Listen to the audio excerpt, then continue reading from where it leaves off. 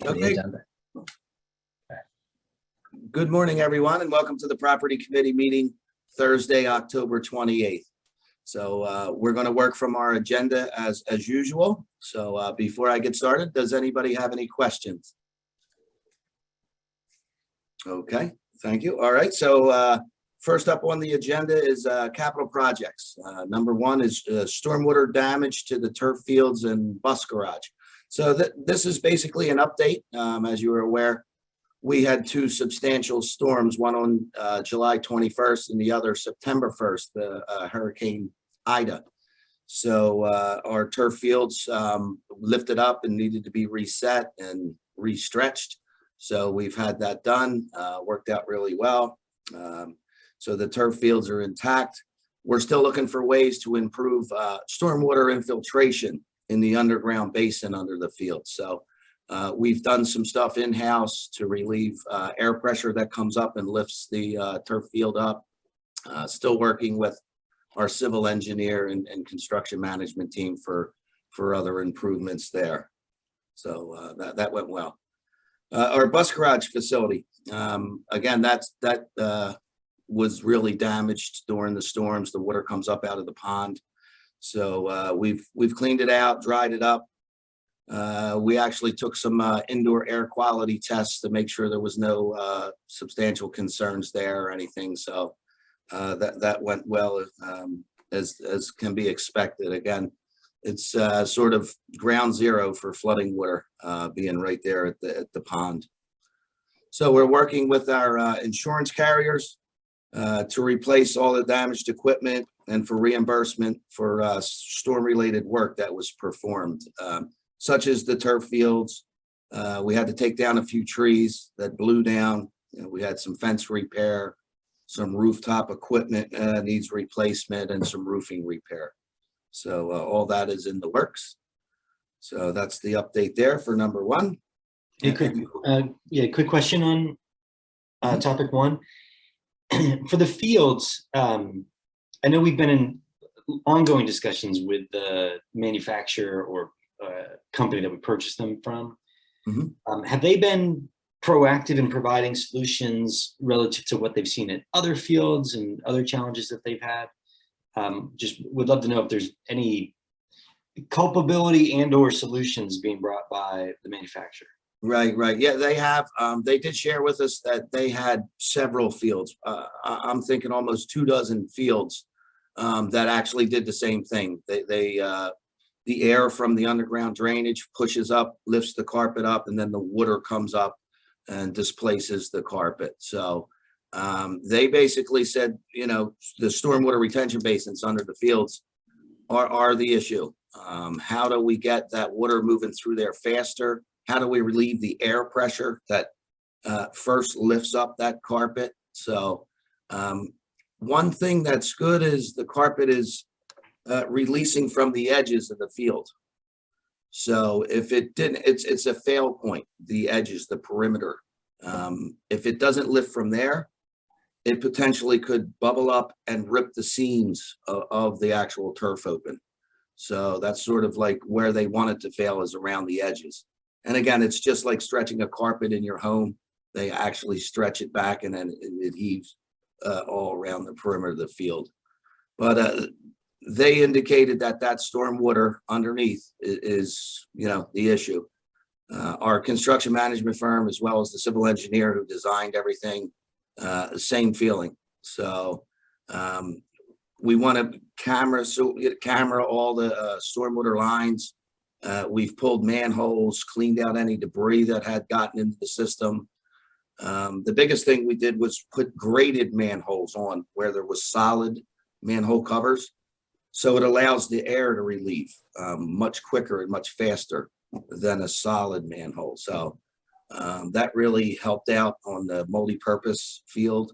The stadium field, though, since it's below grade, below Paper Mill Road, the water comes over off of Paper Mill Road. It's just, there's too much water entering the stadium than it was designed to handle.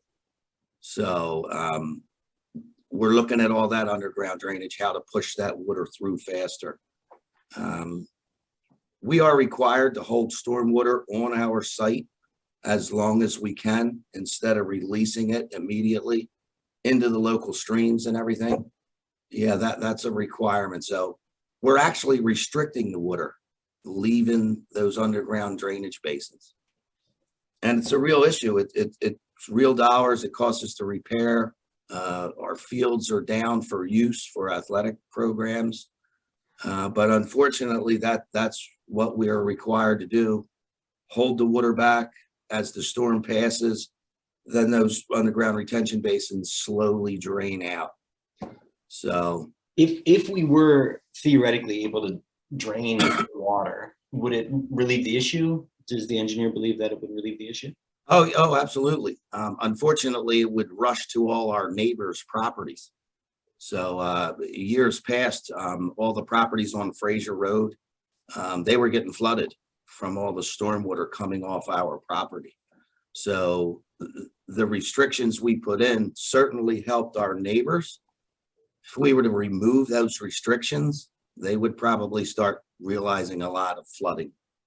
So sort of a catch-22. We want to help the environment and keep the neighborhood from flooding, but at the same time, we're bearing the brunt, the cost of holding this stormwater back.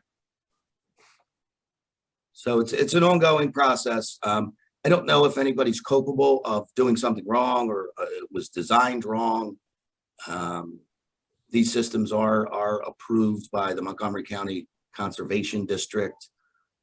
They gave us their blessing. So. Didn't you mention that you were talking with the township as well, because we're getting more water since they did their renovations too? Yes, yep, that's number 2. If you wanted to move on to number 2 on the agenda. Mr. Thorne, I'm sorry, Ms. Lipinski, I just have a quick question. On this piece of it, and maybe this bleeds into topic number 2, I'm sure it does. I just want to make sure that, is there any safety issue with any of this? None. The only thing would be if the turf field itself, the carpeting, the rug, has wrinkles in it and everything, it's a potential hazard for the athletes out there tripping on the wrinkles, things of that nature. So when this happened, our in-house grounds crew went out there with big rollers and actually rolled the wrinkles out. And that's why you guys are on top of it, right? Correct. Yeah. Okay. So it just needed to be, again, re-stretched like a carpet in your home and re-adhered all around the perimeters. But okay, no, thank you. Our athletic director, myself, we all went out there and we inspected the whole field for safety concerns. We did keep it closed for a few days as we rolled out the wrinkles. So yeah, we would definitely close them down if there was any safety issue at all. If there was any concern, sure. Thank you. Sorry to interrupt. Number 2, please. Okay, so I did meet with township officials about all the water coming off of Paper Mill Road. I sent them video footage. We have cameras in the stadium. And the night of Ida specifically, we could just see the water running off of Paper Mill Road, cascading down the hill and into the stadium, complex. So I shared that video. I met with a few of them out there. We went over, the concerns. They have stormwater inlets coming down off of the road between the township building and the maintenance building there. So the water comes down there really heavy and hard. It actually comes out of the inlets there. So I pointed that out to them, that there's a lot of excess stormwater coming and going right in front of the stadium on Paper Mill Road. So they said they're going to camera inspect their inlets, the drain piping that goes under Paper Mill Road. It actually goes down Fraser Road eventually. So I think there's room for improvement right there. So they said the first step would be to just make sure they video it, the stormwater piping, to make sure it didn't collapse or has a ton of debris in it, holding the water back so it doesn't keep coming up onto Paper Mill Road. So in the meantime, the township reached out to PennDOT, and they asked them to come out and do an investigation of what their responsibilities would be for a state road that's impacting private properties with the stormwater coming over the curb and onto our property. So they haven't responded back to us yet. Initially, they said, yes, we'll be out. We'll look at our drains, our road surface and everything. So we're still waiting to hear from them. The township was responsive. They did, again, meet with me, told me their plan of action. So I'm still waiting. I just reached out yesterday for an update, but I haven't heard anything yet. Unfortunately, they didn't have any response, no real solutions about the pond flooding down at the bus garage. I think anybody that's been in the neighborhood for years knows that when we get those heavy rains, that pond's going to overflow. So really no solutions down at the bus garage. One thing that we did talk about at the stadium was building a swale on school property. As the water crests over Paper Mill Road, it would go into a swale, and the swale would push all the water around the edge of the field into a drainage culvert runs in between the school stadium property and the Fraser Road backyards. It's almost like a little alleyway, 4 to 5 feet wide, and the water goes down and eventually goes into stormwater piping right behind a house on Fraser Road. So, that was good, a good suggestion. Again, we would have to bear the cost of that. The district would have to actually have that swale built all along the stadium and force that water over around the stadium instead of it going it right in. Great, great idea. But again, why, my opinion is, why would the school district have to pick up the costs of stormwater coming off of a state road, a township road, onto the property? So there are some of the discussions we had about the stormwater. So that's an ongoing process. Again, I'll stay, in contact with the township, see if we can't resolve those issues out there. Thank you. Okay. Any questions with that from anyone? I haven't any. Thanks. Okay. All right. So, okay, number 3, high school stormwater retention basin modifications. So again, we're required by the Montgomery County Conservation District, the permitting we have, to hold our stormwater on site as long as we can after a storm. So our civil engineer designed this retention basin. It's right behind the field house. It's fenced in. I'm sure everyone has seen it. It's where stormwater will gather. It's supposed to seep into the ground. Any excess would run through the inlet and out into the local stream there. So what had happened, it had to be remodified. It wasn't groundwater, the stormwater wasn't seeping into the ground as designed. So we had to modify that. They're actually in the process now of removing the existing vegetation in that retention basin. They'll be putting underground drainage matting in there. Again, our civil engineer had to get with the Montgomery County Conservation District. They came up with this plan. The plan was reviewed by our construction management firm. They agreed that it was a good solution.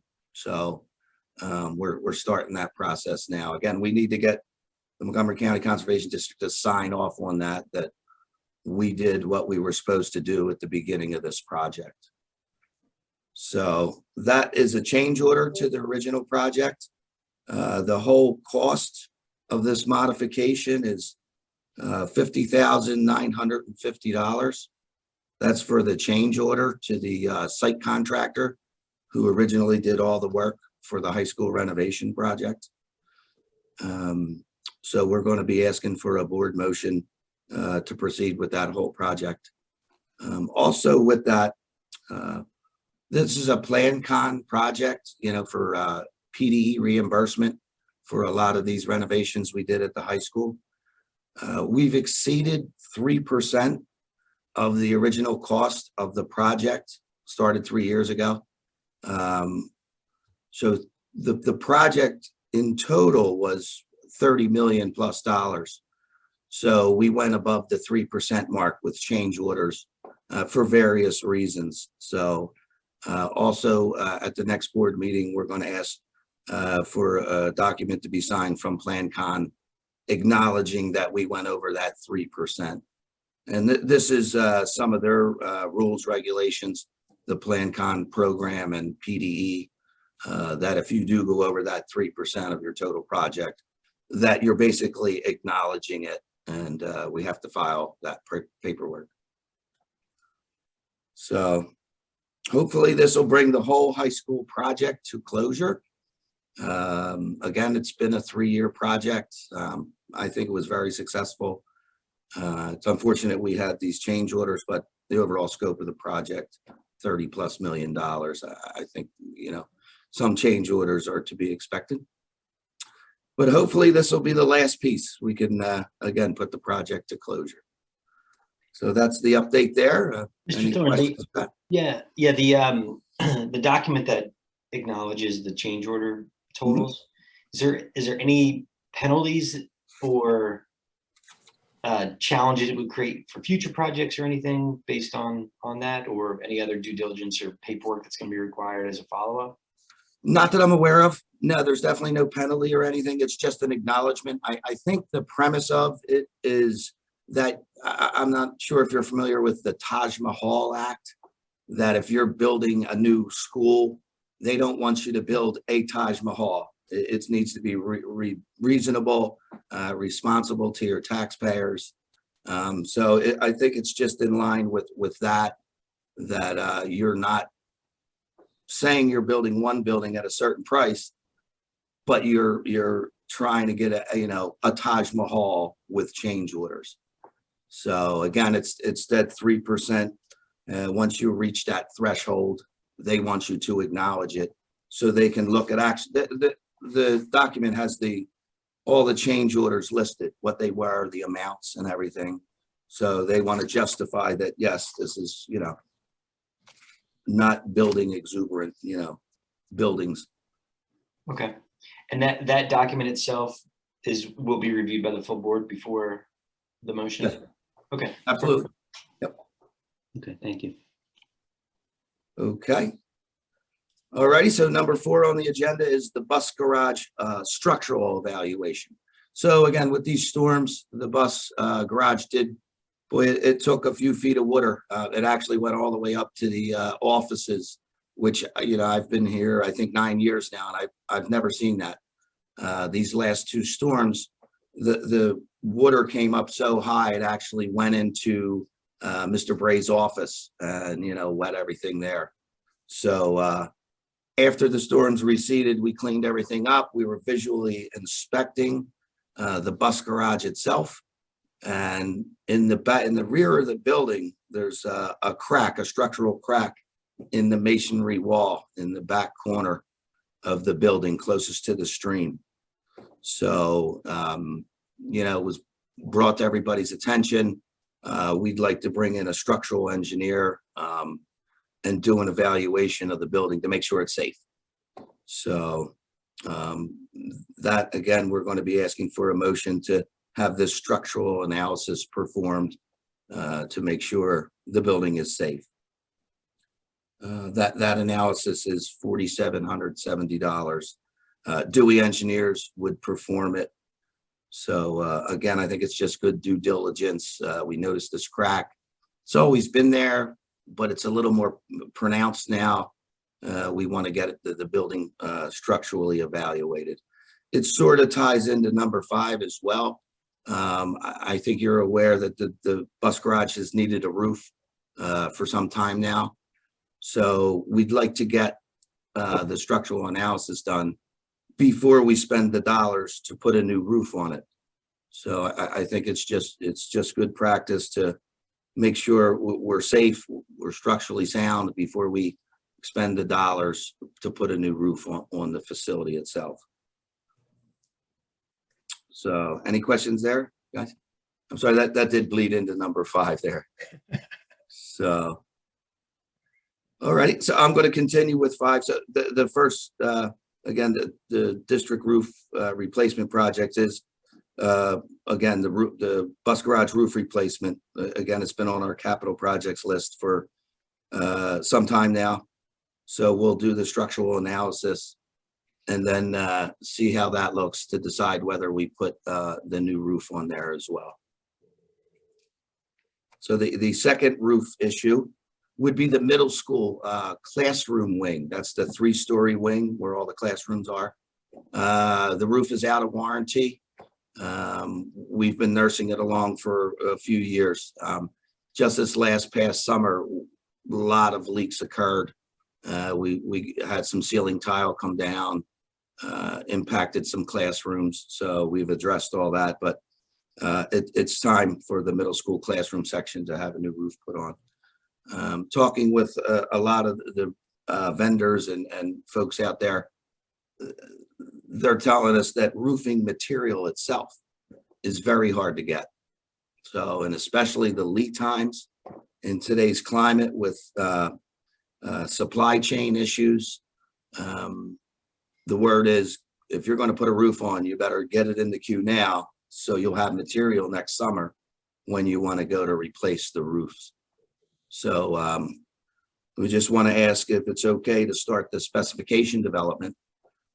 Dewey Engineers would do that, the roof design oversight. We'd like to start it now so we can get it out to bid sooner. So we know we'll have a contractor in the queue as well as the material will be available for next summer. Mhm. Certainly So- makes sense. Okay, yeah. So the roof sections, the bus garage roof is probably about a $300,000 project. The middle school classroom wing is in the neighborhood of $400,000 to $500,000. So it's as you are all aware, roofs are not cheap to put on. But you know, I've noticed that, you know, again this year the middle school classroom wing, it's now affecting, you know, class time. So I would definitely recommend to get that replaced. And you've had these on your plan Yes, a while, so it's Absolutely. not like, it's not a surprise. Yeah. yeah. So we've replaced a lot of sections of roof over the years. So these are the next in the queue. So. Okay, very good. Any more questions with the roof replacements? And again, that's an ongoing process. We look at all our buildings. The next one we'll really look at too is the high school. That has big sections that are out of warranty. The 25-year warranties are actually up this year on a few different sections. We've done the gym, the auditorium, different large sections, but there's still other classroom wing sections that will need to be addressed, you know, in the future. Mr. Thorne, I do actually have, I'm sorry to interrupt. I do actually have a follow-up question to something that you mentioned in terms of getting things lined up sooner so that, or close to now, so that we can be ready in the summertime next summer. Is that true with respect to the prices too? You mentioned the 300,000 and 500,000. The sooner, is it true that the sooner that we get that locked down, the sooner we can lock in a price and not have it jump on us? Absolutely. Yep. The longer you wait, the larger roofing contractors, they like to fill their dance card early so they know what work is coming up. The later you wait in that process for any larger project like that, The more it's going to cost, right? The price goes up, the quality of the vendor may go down as well. So. Okay. Yeah. Thank you. Appreciate that clarification. Yep. Okay, and any other questions? All right. We're going on to the custodial service contract. We've discussed this at the last property meeting. So Interstate Maintenance Corporation does our custodial duties here at the district. So they continue to struggle with staffing issues. We've implemented an improvement plan with them. We're doing daily inspections. You know, we're trying to help out the company as best we can. We're trying to hold their feet to the fire.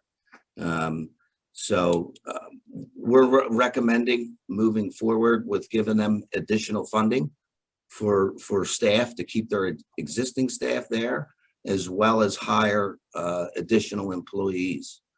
Also with that, they would also supply additional supervision. So I think at the last property meeting, we did put some numbers out there. I think Ms. Green probably could speak to the actual numbers, but I think everybody's aware of the climate where it's just hard to hire staff. So many companies are paying exuberant amounts just to get employees, and Interstate is trying to compete with that, and it's just, you know, it's impacting us. We need to keep our buildings clean, so we feel that this is the best alternative we have at this point. Just to give you the numbers that we had discussed before, the additional cost for service is about $5,600 per month, which is about $67,000 additional a year. Again, with that, just so that you know that we have a safety net, there is language built into the contract where Craig and I receive payroll reports each week, so that we see that if they're not fully staffed, we are not paying for staff that's not there. So I want to be clear that while we're looking to add this, we will not be impacted with a $5,600 monthly bill immediately. It'll be based upon the additional staff that they get in. So what we're looking to do is to get a little bit more competitive. I think even within Interstate and their other contracts, because of the original bid and, you know, when they bid services, and obviously that was a little bit pre-pandemic, things have changed dramatically with that. But even in location and where we are and where their other contracts are, I do not think that we're as competitive. So obviously they're able to hire staff working other contracts because they might be paid a little bit higher. So we're trying to get a little bit more competitive so that we can make sure that we get staff on board. And again, the original discussion we had did not talk about peeling in additional supervisor, but we're looking to do that within the parameters of this extra, you know, $5,600 a month that we're going to require to have some type of daytime supervisor assistance, maybe not 7 days a week or 5 days a week like the nighttime, but we'll have additional supervisory staff without having to pay that supervisory cost. They're going to have to figure that out within the frame of what we're agreeing to add on to the contract per month. Thank you for that clarification, Ms. Green. Makes sense. So I'm sorry, just to piggyback on what you said, the 5,600 is, am I understanding it correctly that that's sort of the outside amount that would have to be paid every month? And if they're fully staffed, and if they are not, then it's some amount less than that. Correct. Okay, thank you. All right, and we're also looking at other vendors, custodial vendors. We want to see how much they would charge to clean, say, like the high school facility.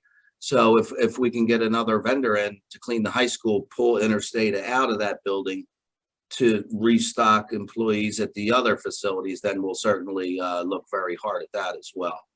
So, you know, it's an ongoing process as well. Again, we've been inspecting the buildings every morning. So, you know, we'll keep on top of that as well. Okay. Thank you. Alrighty. All right, Enfield Athletic Field Project. So that's our last phase. Again, the 3-year project of high school renovations, building the new elementary school. This would be the last phase to demolish the old school and put in the playing fields specifically for the middle school athletic programs. But, you know, obviously the whole district will be able to use them. So right now, currently, the community has come to us and asked for an opportunity to visit the school before it gets demolished. So talking with Dr. Yannicone and Ms. Green, we're trying to figure out a time to do this, to give the community an opportunity to come in, walk and, you know, look around the building, reminisce about the gym, the classroom they had, things of that nature.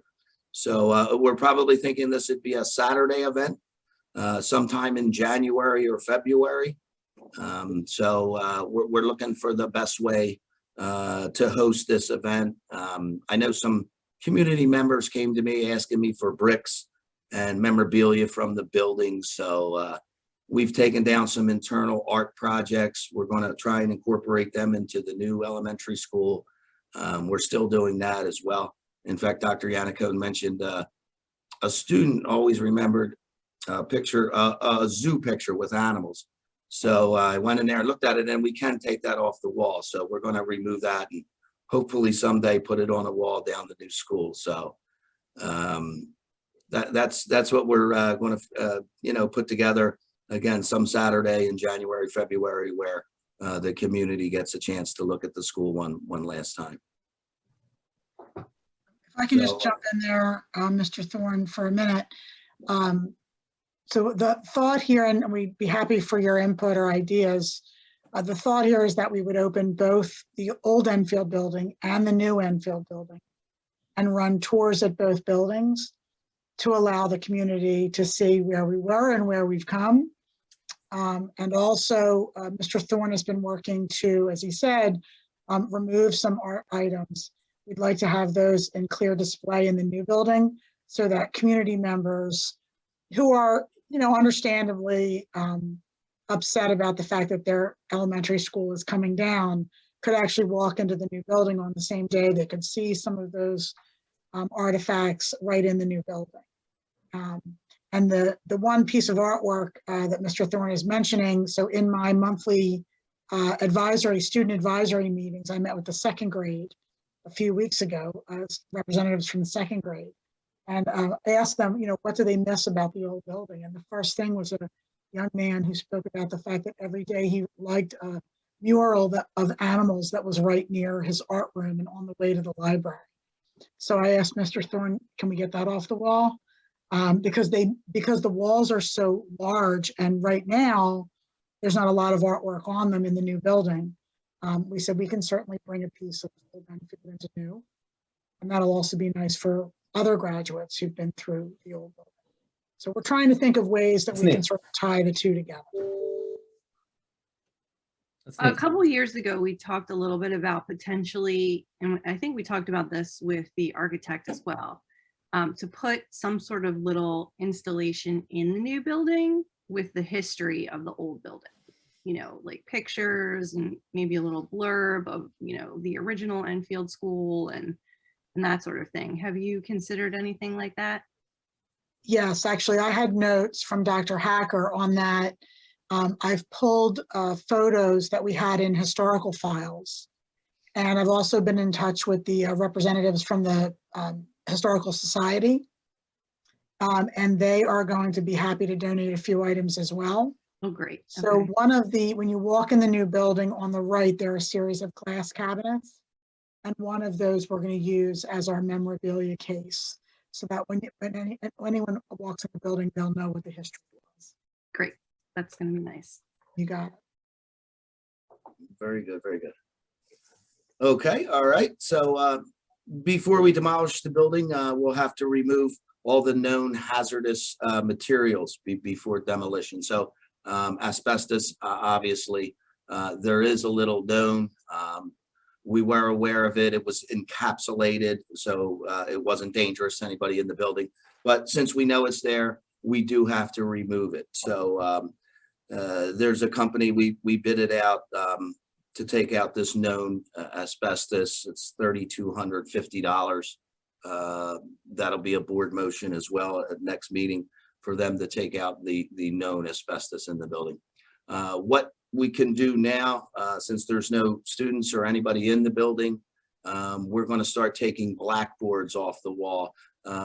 Typically years ago, they used a mastic to glue the blackboards and on the walls. So we now have to, deconstruct, take things apart, so we can get to this material and have it tested.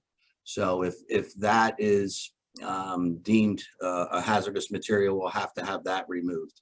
So first step now is what we know is there, remove, and then a little more investigation. Again, we may have to open walls up, take these blackboards off, things of that nature. So that's basically the first step to getting to our demolition process. So again, that would be a motion for that company to come in and take the known material out.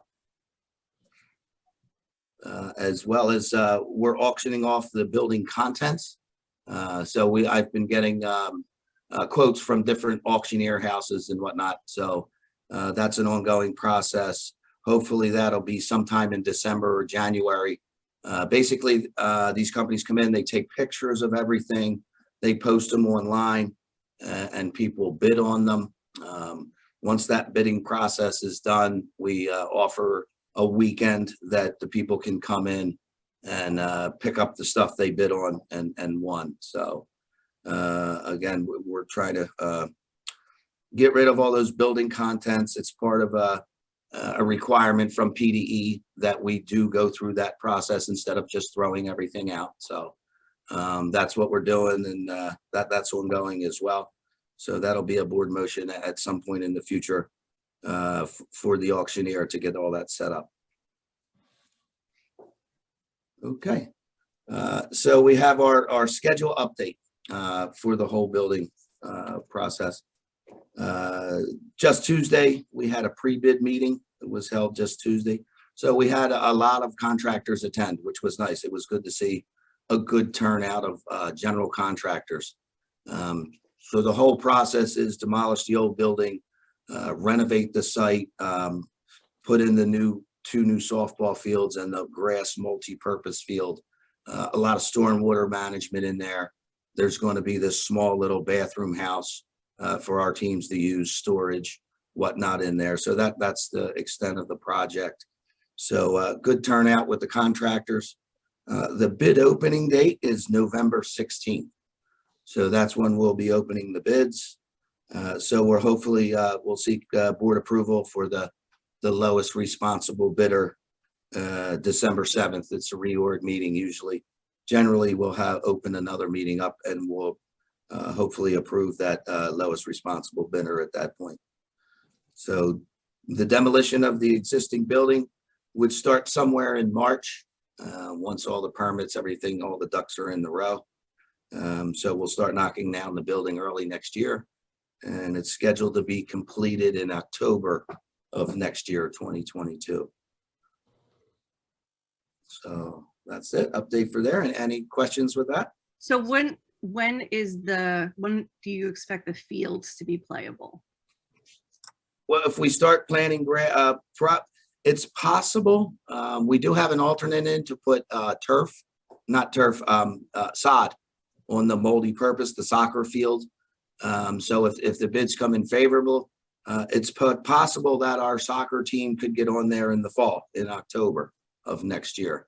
Obviously, we don't need the softball fields until the following spring, but that's probably when we're going to have the full use of that property, would be the spring of 2022, where we can utilize softball as well as the multi-purpose field for lacrosse and whatnot.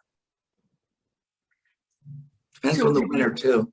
If we have a tough winter, it's spring of 2023. Yeah. 2023. Yeah. Sorry. Okay. Oh, no worries. No, it's 22, isn't it? That'll be We'll start 23. in March. Yeah, we'll start in March of 22 and hopefully be good to go in October of 22. Correct. But I think Gretchen's referring to softball in the spring of 23. Yeah. Right. I'm sorry. We're in a time warp. It's okay. Nobody knows what year it is right now. Yeah, So I know Mr. Thorne already mentioned it. You know, the greatest factor in this is going to be the availability of materials. That's going to make a huge difference. Yeah. As to whether or not we can get these projects done on time. Yeah, and again, it was nice to see a large amount of contractors interested in bidding the project. Yeah. So that's it. And just an informational, at next week's board meeting, we're going to renew an air monitoring station agreement at the administration building. There's a small little enclosure. There's an air monitoring piece of equipment out there. The DEP monitors air in the area. So it's a 5-year agreement. They pay us a minimal amount each year. So we haven't had any issues with it. So we're recommending that we continue the agreement. So I think that's it for the agenda. Thank you, Mr. Thorne. Any other questions? I just want to make sure that board members, I'm not sure who is going to be making the report on Monday night, but just we had a series of motions that Mr. Thorne reviewed. So there, if there's going to be questions around those motions by the rest of the board members, I want to Got make sure they get that information. Got it. Thank you. All right, good. Got Thank you. Yep. Is it you, Mr. Needleman? You're going to be the one? Yeah, I guess so. Okay. You're all stuck with me. But I've been taking pretty careful notes, even though my handwriting is awful, but I've got them all, I think. So, Okay. We'll have the agenda public tomorrow afternoon. So the motions will be there if you have to review them before Monday night. I know we're a little short turnaround since the meeting's Monday instead of Tuesday. So, that's how it goes, right? yeah. Good meeting. Thank you very much, Mr. Thorne. Thank Thank you. you all. Thanks again for your support. Of I know course. we have Take one care. attendee. Are there any questions from our attendee? Yes, we do see a hand from Ms. Reeves.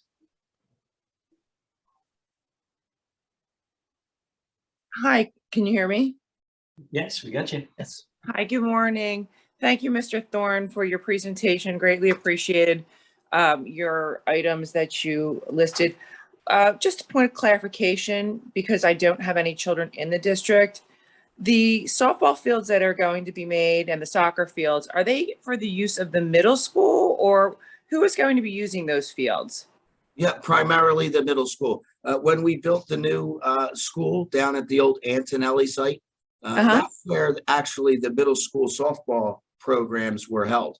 So when we took down the Antonelli site to build the new building, they lost their softball fields. So unfortunately, they have not had home fields Okay. for quite some time now. Yeah. Okay, I just wanted to make sure that it was going to be for the middle school students, because I understand that there has not been a field. Thank you very much. Yep, and also the soccer and lacrosse teams at the middle school, they basically rotate from field to field because they really never had a home field. When a team was away at an away game, they would practice wherever they could. Now, this new field over there will give them a permanent home as well. Great, thank you. I just want to clarify as well, Mr. Thorne, for Mrs. Reeves, the township will also have use of those fields. So when the school teams, as with every other field that we have on the grounds, when the fields are not being used by school district teams, they'll be available for the township. So we do anticipate a fairly significant amount of use by the township teams as well. Excellent. Okay. All righty. Thank you, everyone, again. Thanks very much. Yep, have a great weekend, everybody. Thank you. Thank you. Thanks, everybody. Congratulations again. Thank you. Thank you.